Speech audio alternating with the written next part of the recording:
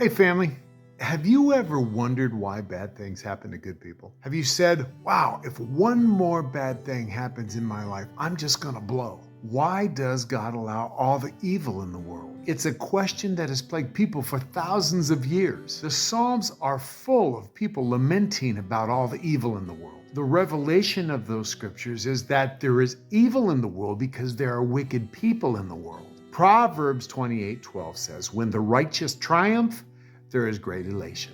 But when the wicked rise, people go into hiding.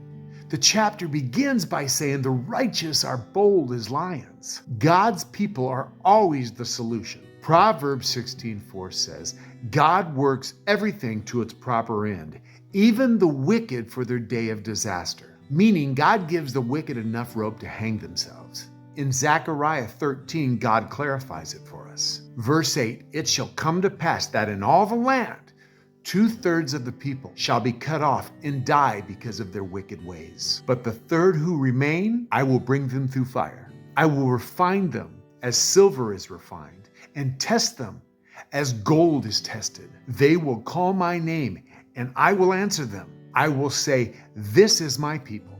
And they will say, God is our Lord. It's important we understand the context here. God sent Israel into the land of Canaan as his hand of judgment. In Deuteronomy 18, God is very specific. When you enter the land, do not do the wicked and terrible things that the other people of that nation do.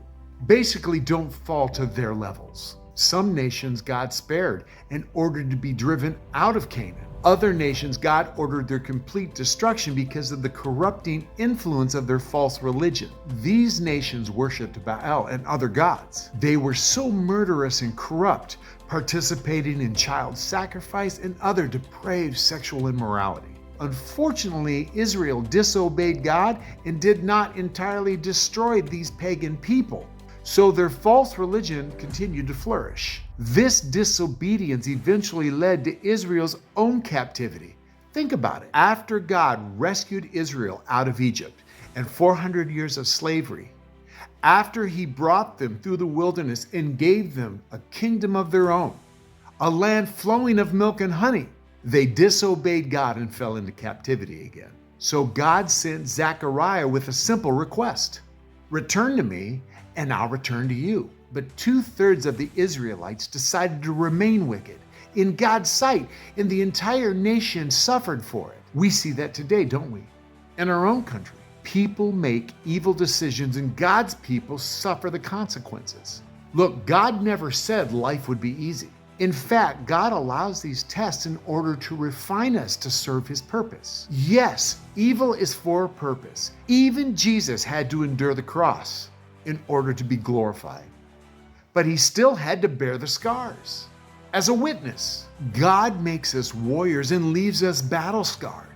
He refines us like precious metal, crafting us into a shining image of him. Silver symbolizes redemption and salvation. Gold represents the glory of God. This signifies the promise of an abundant life filled with prosperity and blessing, calling believers to trust God's faithfulness and evoking hope, joy, and gratitude. The rewards are simple. Isaiah 61:7, instead of your shame, there shall be a double portion. Instead of dishonor, they shall rejoice in their lot. Therefore, in their land they shall possess a double portion and have everlasting joy. Nehemiah 8:10, go, enjoy choice food and sweet drink, and send some to those who have nothing. Do not grieve, for the joy of the Lord is your strength and your stronghold. God's people win. Hit me back. I'll hit you back. Subscribe on YouTube. Friend me on Facebook and Instagram. Follow me on TikTok. From brokenness to recovery, music that mends the heart. I'm Kenyon Gray.